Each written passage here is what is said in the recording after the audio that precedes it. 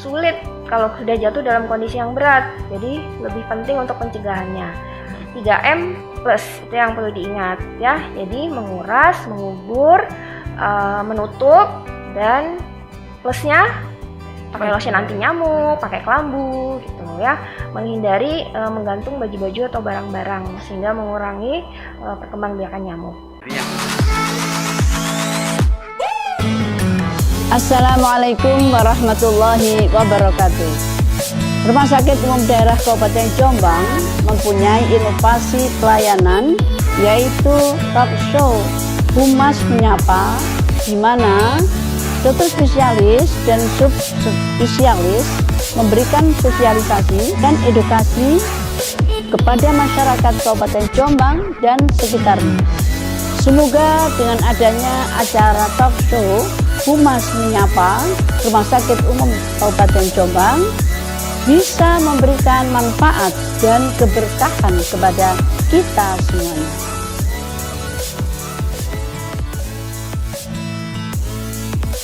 Informasi hari ini, Humas RSUD Jombang menyapa, bincang-bincang dengan Dr. Debbie CH Sumantri, SPA, dokter spesialis anak RSUD Jombang, membahas tentang penyakit demam berdarah. RSUD Jombang, kami melayani dengan sepenuh hati.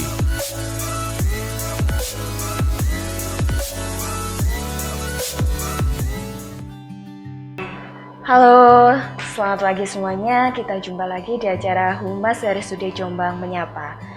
Kali ini bersama dengan saya, bukan narasumber, saya sebagai host untuk terakhir kali. Mungkin pertemuan selanjutnya akan dikembalikan ke host seperti biasanya nanti. Jadi ini adalah pertemuan terakhir dengan saya, oke?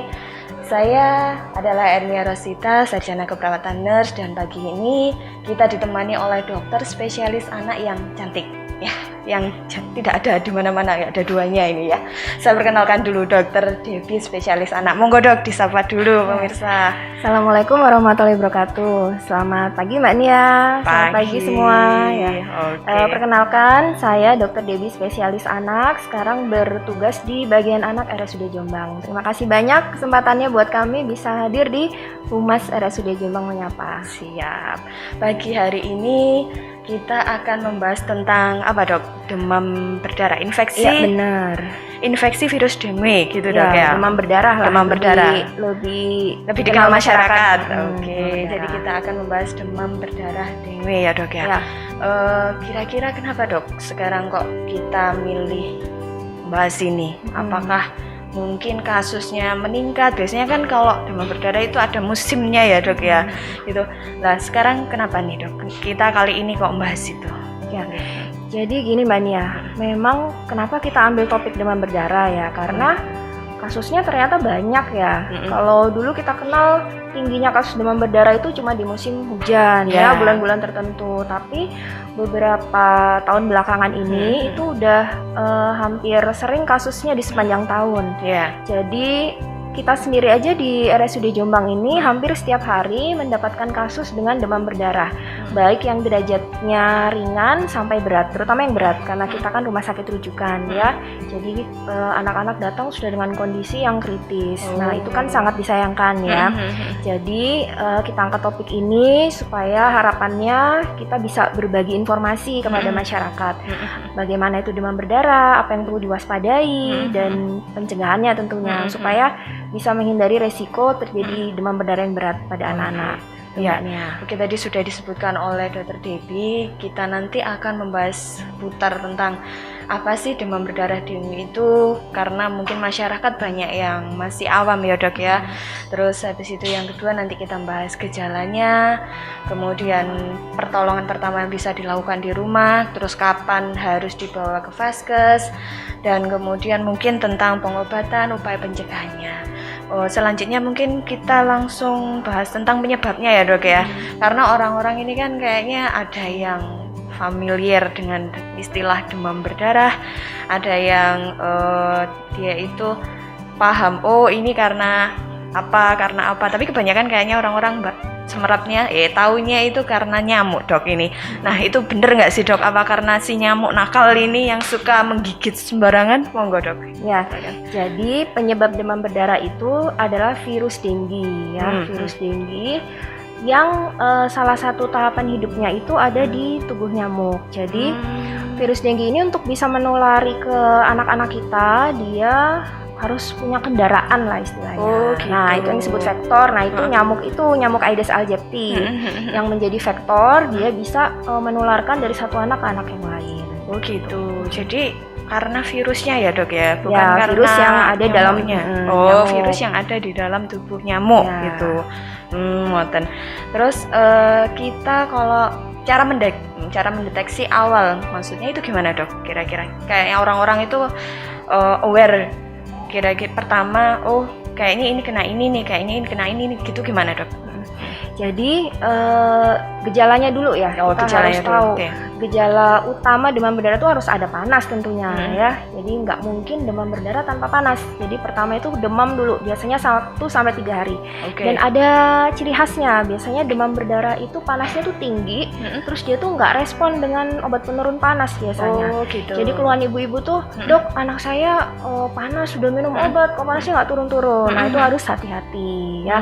Jadi demam tinggi 1-3 hari, terus kadang juga disertai badannya nyeri-nyeri semua, sakit-sakit semua badannya ya, atau pusing, atau mual, muntah itu juga sering pada anak-anak. Nah, di saat-saat itu penyebab demam 1-3 hari itu banyak. Cuma karena kita tinggal di negara tropis ya, dengan kasus demam berdarah yang tinggi, harus dipikirkan salah satunya penyebabnya demam berdarah. Oh gitu.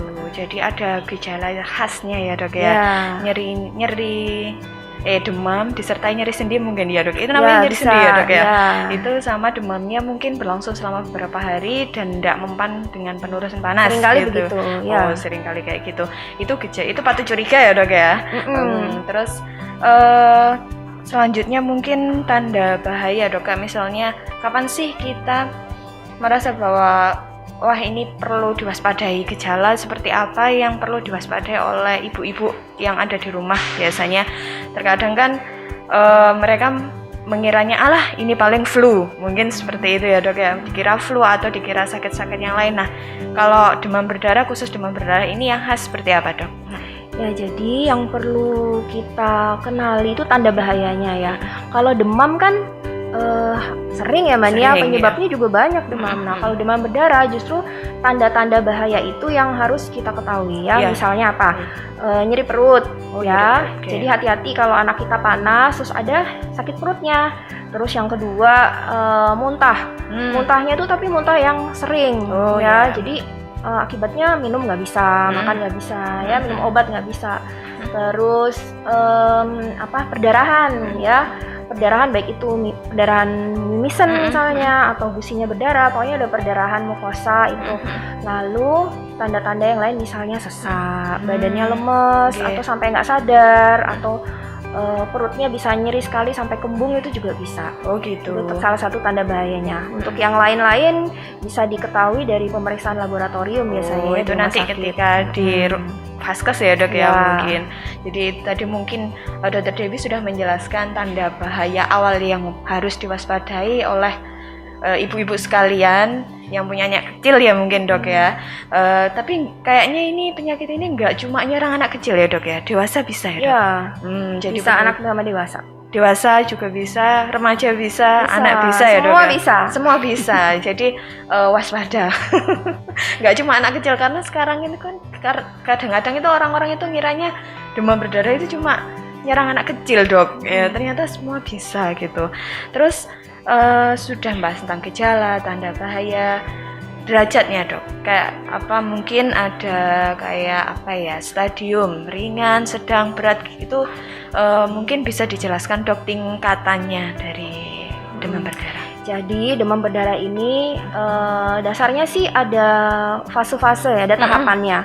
Biasanya ada 3 tahap. Jadi tahap febris atau tahap panas. Jadi awal dulu tuh biasanya panas 1-3 hari. Terus tahap kedua ini biasanya yang membahayakan. Jadi tahap kritis atau fase kritis ya. Itu biasanya mulai di hari ke-3 sampai hari ke-6.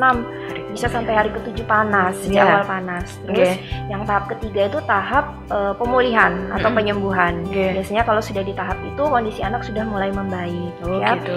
Sedangkan kalau derajatnya bisa ringan ya, demam berdarah tuh bisa yang ringan. Yang ringan itu biasanya hanya demam ya, tidak ada perdarahan. Kondisi klinis anaknya masih cukup baik ya. Atau derajat sedang sampai berat. Berat itu sampai ada perdarahan yang hebat atau sampai kondisi anak yang kritis. Jadi biasanya lemes sekali, terus anaknya anyep, bahkan bisa sampai kejang atau nggak sadar. Itu tadi kan nyebutkan tentang fase sama derajat ya dok ya. Kapan kita harus kapan kita harus menuju ke fasilitas kesehatan terdekat dok untuk periksa? Misalnya kadang-kadang itu kan ibu-ibu di rumah atau orang-orang dewasa itu kan demam ya dok ya, 3 hari gitu, alah paling nanti juga sembuh sendiri gitu, alah nanti gitu. Nah padahal 3 itu tadi kan fase apa dok tadi dok? Fase kritis ya, itu kan maksudnya kalau penanganan lebih awal itu kan lebih bagus sebenarnya. Nah, tapi terkadang masyarakat itu nggak aware dok terhadap hal itu. Nah, kapan di fase apa sebaiknya kita itu ke vaskes terdekat dok? Jadi awal kan gejala demam ya. Nah, waktu awal demam, jadi kita harus tahu dulu. Jadi harus diingat-ingat demamnya itu hari apa, kalau bisa jam berapa, karena itu penting. Penting sekali kita untuk tahu pasti mulai demam itu kapan, karena itu menentukan bisa kita memperkirakan tahapan atau fase demam berdarahnya di posisi yang mana ya. Jadi harus diingat itu. Lalu kalau misalnya anak kita dapatkan dengan kondisi yang demam tinggi ya, bahayanya di fase awal yang fase demam itu kalau panasnya tinggi dia bisa kejang kejang demam ya, atau karena panas tinggi muntah, anaknya jadi nggak mau makan, nggak mau minum, jadi dehidrasi kan ya. Nah jadi kapan harus dibawa ke rumah sakit? Kalau seandainya demam tinggi bisa sampai terjadi kejang atau muntah disertai muntah yang tidak bisa dapat minumnya berkurang, makannya berkurang, itu segera ke rumah sakit. Atau misalnya ditemukan tanda-tanda bahaya yang lain, kayak tadi udah disebutkan di awal ya, nyeri perut, terus itu muntah yang hebat, atau kondisi klinis anaknya yang menurun, itu juga dibawa ke rumah sakit ya. Sama hati-hati, demam hari ketiga, hari keempat, tolong benar-benar di rumah diawasi ya. Jadi kalau ada tanda-tanda yang membahayakan, mengkhawatirkan, sebaiknya segera dibawa ke rumah sakit, fasilitas kesehatan terdekat lah intinya gitu. Terus itu dok, terkadang itu demamnya itu apakah ada fase kayak pelana kuda atau tinggi terus atau gimana dok? Atau mungkin ada kayak gejala khasnya mungkin malam aja demam atau mungkin demam pada saat pagi aja gitu, gimana dok demamnya? Ya, jadi kalau pada demam berdarah ini demam yang tinggi terus menerus ya Mbak ya. Jadi itu khasnya. Jadi apalagi hari ke-1 sampai ke-3 itu biasanya tinggi terus, yang makanya nggak respon. Seringkali nggak respon dengan penurun panas. Itu kita mengenal istilah dengan continuous fever ya, demam kontinu atau demam terus menerus ya. Di hari ke-3, 4 itu biasanya demamnya mulai turun. Tapi justru saat demam menurun itu hati-hati, ada tanda-tanda bahaya nggak pada anak kita? Karena seringkali yang ditemukan demam menurun, kita kan seneng ya biasanya, udah nggak panas lagi, tapi gitu ya. Udah sembuh nih anak, ternyata kalau demamnya menurun kok anaknya malah tambah lemas ya. Jadi hati-hati. Kalau demam menurun, anaknya malah nggak aktif, tambah lemes, nggak mau makan, tambah nggak mau minum, itu tanda bahaya, harus segera ke rumah sakit walaupun udah nggak panas lagi ya. Gitu. Berarti patokan dibawa ke fasilitas kesehatan terdekat itu bukan hanya demam ya dok ya. Bisa jadi ketika demamnya itu kayak mungkin dia itu virusnya itu kayak sembunyi ya, kayak dia itu pura-pura kalau sudah sembuh dia pingsan sejenak terus tapi ternyata dia menyerang di sisi yang lain, kemudian dia nanti takutnya kalau kita ngeremehin, kita nggak berobat, nanti shock ya dok ya bisa. Berarti itu tadi perlu dicatat ya penjelasan dari dokter Debbie bahwa waspada ketika demamnya turun, kita perlu lihat tanda bahaya yang lain ya dok ya. Kondisi klinis anaknya. Kondisi klinis, siap. Kemudian gini dok, tindakan apa yang bisa dilakukan di rumah dok? Upaya pertolongan pertama yang bisa dilakukan oleh masyarakat yang ada di rumah kalau misalnya curiga nih, waduh jangan-jangan ini kena demam berdarah nih gitu. Gimana dok? Kira-kira? Ada demam-demam yang awal ya hari 1 sampai 3 yang pasti panasnya kan tinggi ya. Nah, kita harus pastikan asupan cairan ya cukup ya. Jadi usahakan minum lebih banyak anak-anaknya ya. Minuman, susu ya, air, pokoknya cairannya harus tetap masuk. Walaupun ada mual muntah, usahakan tetap masuk cairan. Karena justru yang bertambah parah tuh biasanya karena kurang cairannya, jadi dehidrasi. Jadi malah jatuh ke kondisi yang berat, kondisi yang kritis. Itu yang pertama. Terus yang kedua istirahat pastinya ya. Saat anak demam, istirahat dulu. Kalau perlu aktivitas sementara dihentikan ya, supaya bisa memulihkan tubuhnya, dan penurun panas juga bisa diberikan. Ya. Kompres boleh nggak? Kompres ya, dikompres, diseka badannya ya dengan air hangat juga boleh. Kompres yang tepat itu di mana dok? Kayaknya masyarakat ini masih perlu tahu ini ya. Kompres yang bener itu di daerah mana aja sih dok? Nah, intinya kan tujuannya kompres itu apa dulu kan? Intinya kan tubuh yang panas ya, dia kan mengeluarkan panas ya. Jadi kita membantu tubuh untuk menurunkan suhu. Caranya dengan mengompres itu ya. Idealnya sih sebenarnya kalau panasnya tinggi itu diseka ya badannya ya. Jadi di seluruh permukaan tubuh itu kita istilahnya kita ambil panasnya lah dengan kompres itu. Kalau kompres sekarang kan biasanya ditempel aja ya. Ditempel di tempat-tempat tertentu itu kadang kurang efektif. Lebih efektif kalau kita menyeka badannya sambil kita pantau terus suhunya ya pakai termometer. Sekanya itu berapa kali dok kira-kira boleh? Sesering mungkin. Sampai suhunya turun mendekati normal ya. Karena kalau anak-anak kita minum obat penurun panas itu kan ada prosesnya ya. Jadi butuh waktu kan untuk menurunkan panasnya. Nah, jadi sambil menunggu itu kita bantulah dengan kompres seka itu. Oke, berarti tadi sudah dijelaskan oleh Dr. Debbie, mungkin bisa diterapkan oleh ibu-ibu atau yang lain di rumah ya dok ya, tentang penanganan pertama yang bisa dilakukan di rumah biar nanti ketika datang ke fasilitas kesehatan yang selanjutnya itu kondisinya nggak terlalu drop ya dok ya mungkin ya. Kemudian itu dok, penanganan yang dilakukan di rumah sakit itu untuk demam berdarah itu kira-kira apa aja dok nanti? Ya biasanya yang ke rumah sakit tuh dalam kondisi yang mengkhawatirkan ya biasanya kan pasti ada alasan kan orang tua membawa anaknya ke rumah sakit. Biasanya sudah ada penyulit kayak misalnya demam tinggi anaknya kejang ya, atau demam tinggi muntah-muntah dehidrasi ya, atau malah dalam kondisi yang kritis.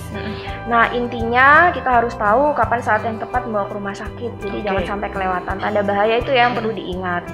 Nah sebenarnya penanganan utama demam berdarah itu hanya cairan, pemberian cairan dan pengawasan atau monitoring sebenarnya ya. Nah itu yang seringkali nggak bisa maksimal kalau di rumah ya, sehingga perlu dilakukan di rumah sakit. Nah biasanya kita kalau menerima kasus-kasus demam berdarah dilihat dulu kondisi klinis anaknya gimana, dia dalam kondisi yang demam berdarahnya yang ringan, yang sedang atau yang berat ya. Jadi tetap utamanya pemberian cairan, kita bantu dengan pemberian infus ya. Lalu pemberian obat-obatan disesuaikan dengan kondisi klinisnya. Misalnya muntah, kita beri obat muntah, panas, kita beri penurun panas ya. Dalam kondisi yang berat, kritis biasanya juga mungkin perlu transfusi, baik itu trombosit atau komponen darah yang lain. Nah, jadi tergantung kondisinya. Cuma tata laksana utamanya demam berdarah tetap cairan sama monitoring. Pengawasan ya. Itu tadi sudah ditekankan oleh Dr. Debbie, yang penting adalah cairan sama monitoring pengawasan ya dok ya. Pengawasan observasi, pengawasan demamnya sama tanda bahaya yang lain mungkin gitu ya dok ya. Oke, siap. Terus di RSUD Jombang ini keunggulannya apa sih dok dalam penanganan demam berdarah dibandingkan fasilitas kesehatan yang lain gitu? Ya, kira-kira. Jadi kita kan memang rumah sakit rujukan ya Mbak ya. Jadi kita membantu dengan menyiapkan observasi seperti ruang intensif untuk anak ya di PICU ya. Di situ memang observasi ketat 24 jam. Kemudian laboratorium kita juga menyediakan pemeriksaan yang mungkin spesifik yang dibutuhkan untuk kondisi-kondisi yang berat ya, yang mungkin tidak ada di rumah sakit yang lain. Juga kalau misalnya dibutuhkan tindakan transfusi, baik itu trombosit atau transfusi darah, komponen darah yang lain, kita juga menyiapkan kalau memang itu dibutuhkan. Jadi mudah-mudahan dengan itu semua kita bisa menangani anak-anak dengan kasus demam berdarah berat dengan baik gitu, sehingga bisa segera sembuh. Oke, siap. Kemudian materi yang terakhir dok kayaknya pencegahan dok, karena kan terkadang saya nih dengar-dengarnya kalau gini ya dok, kalau di suatu tempat ada satu yang kena demam berdarah, itu yang lain biasanya langsung brut gitu, satu RT ada satu yang kena demam berdarah, terus tetangga-tetangganya itu nanti bisa kena gitu. Kadang itu saya dengarnya seperti itu dok, itu memang bener apa dok? Ya, jadi kan virus yang ada di tubuh nyamuk ini kan, nyamuk kan gigit kemana-mana tuh. Dia kan jadi itu. Jadi hati-hati kalau ada di lingkungannya atau di keluarga dekatnya satu rumah atau lingkungan dekat rumah ada yang sakit demam berdarah. Kalau anak kita misalnya panas, hati-hati demam berdarah juga ya. Jadi pencegahannya sebenarnya kita udah tahu tadi cara penularan dan lain-lain. Nah, tentunya yang harus dilakukan untuk mencegah yang pertama faktor nyamuknya dulu. Virusnya kan kita nggak bisa cegah ya, namanya virus di mana-mana ya. Jadi nyamuknya dulu, karena virus itu nggak akan bisa kemana-mana gigit orang kalau nggak ada nyamuk ya. Gitu. Jadi nyamuknya kita bunuh. Ya pokoknya kita kontrol lah nyamuknya kontrol, ya. Misalnya dengan ini kan 3M apa tadi itu menguras, menutup, mengubur ya. Jadi menguras tempat-tempat penampungan air minimal seminggu sekali, karena di dalam air yang menggenang, jadi nyamuk Aedes aegypti itu senangnya bersih-bersih Mbak Nia. Bersih-bersih gimana dok? Senangnya air yang bersih. Oh gitu ya, dia nggak mau air kotor. Kok ya? Itu kok gokil kok dia kaya dia. Ya, jadi juga hati-hati di tempat yang bersih itu, yang airnya menggenang, ya misalnya bak mandi atau ember terisi air ya, atau kaleng-kaleng bekas tuh kena hujan terus dia kan airnya menggenang di situ. Nah itu banyak jentik-jentik nyamuk di situ yang bisa nanti jadi nyamuk dewasa, munculnya tuh dari situ. Nah itu yang harus dibersihkan. Makanya kenapa menguras minimal 1 kali seminggu. Oh minimal 1 kali seminggu. Walaupun kan nggak kotor, ngapain dikuras ya? Tapi walaupun nggak kotor, mungkin udah ada jentik-jentik nyamuk di situ, makanya harus dikuras, dibersihkan. Ya, orang-orang ini mungkin itu dok, baru tahu, saya juga baru tahu. Ternyata Aedes aegypti itu sukanya itu air yang bersih. Terkadang itu kan masyarakat itu gini dok, resik masih bersih kok, nggak usah dikuras deh, gitu kan? Benar. Nah itu mungkin yang jadi kendala juga ya, kenapa kok demam berdarah ini nggak selesai gitu loh, terus saja ada ya. Terus itu menguras, mengubur ya, jadi tempat-tempat yang bisa menampung air kayak kaleng-kaleng bekas, apalah gitu udah disingkirkan aja, disingkirkan aja ya. Atau menutup tempat penampungan air ya. Biasanya kan kita punya ember atau apalah untuk nampung air tuh usahakan ditutup sehingga nyamuk nggak bisa meletakkan telurnya di situ. Oke, siap. Lalu ditambah juga dengan 3M+. Nah, plusnya apa ini dok? Plusnya menghindari gigitan nyamuk. Gitu ya. Tadi kan nyamuknya udah kita eradikasi kita singkirkan. Nah sekarang kita mencegah gimana nyamuk supaya nggak gigit kita. Pakai baju astronot. Baju lengan panjang, bisa lotion anti nyamuk ya. Terus kalau tidur pakai kelambu ya. Sama ini satu lagi baju-baju yang menggantung ya, atau menggantung barang-barang itu juga jadi sarana untuk yang biasanya di kosan ya. Sarana untuk nyamuk bisa berkembang biak. Oh bisa ya dok ya, kalau baju-baju yang menggantung itu. Oke. Jadi itu yang harus dihindari. Sudah, mungkin ada yang ingin disampaikan lagi dok, mungkin ditambahkan atau mungkin ingin memberikan kesimpulan dari pembicaraan kita hari ini. Barangkali tadi kita berbincangnya ada yang kelewat mungkin, monggo silakan. Jadi demam berdarah ini kasusnya kan masih banyak ya, khususnya di Jombang. Jadi gimana kita bisa mengenalinya? Gejalanya demam tinggi 1-3 hari. Jangan lupa selama fase demam ini diperhatikan asupan cairan anak-anak kita ya. Jadi harus minum lebih banyak. Kemudian makan juga dan istirahat ya. Lalu kenali tanda-tanda bahayanya. seperti yang udah dijelaskan tadi. Jadi misalnya ada nyeri perut, ada muntah yang hebat, ada perdarahan, itu harus segera bawa ke rumah sakit. Atau misalnya ada penyulit-penyulit seperti misalnya kejang atau dehidrasi, itu juga segera ke rumah sakit. Dan yang penting dalam penanganan demam berdarah itu cairan dan observasi ya, monitoring itu tidak boleh dilupakan. Pencegahannya juga itu penting sekali karena sulit kalau sudah jatuh dalam kondisi yang berat. Jadi lebih penting untuk pencegahannya. 3M plus itu yang perlu diingat ya. Jadi menguras, mengubur, menutup, dan plusnya pakai lotion anti nyamuk, pakai kelambu gitu ya. Menghindari menggantung baju-baju atau barang-barang sehingga mengurangi perkembangbiakan nyamuk. Oke, terima kasih ya, banyak sama. Dok. Nah, tadi kita selama beberapa menit sudah diberi pengetahuan sekilas oleh Dr. Debbie tentang demam berdarah itu apa sih, kemudian gejala, tanda bahaya yang perlu diwaspadai, kemudian bagaimana penanganan pertama, bagaimana pencegahan. Ya alhamdulillah, mungkin semoga materi hari ini bermanfaat bagi masyarakat karena biasanya masih ada beberapa orang yang belum paham terkait dengan demam berdarah itu tadi. Terima kasih banyak Dr. Debbie ya, sudah meluangkan waktu selama beberapa menit bersama kami. Jangan bosan untuk kami undang. Mungkin nanti lain kali kita bisa membahas segmen yang lain. Oke, siap. Oke, terima kasih semuanya pemirsa. Jangan bosan bersama dengan kami. Nanti kita pertemuan yang selanjutnya kita akan hadir lagi dengan bahasan topik yang lebih menarik. Terima kasih. Selamat pagi. Oh iya, jangan lupa klik like, subscribe. Oke. Selamat pagi. Assalamualaikum. Dadah.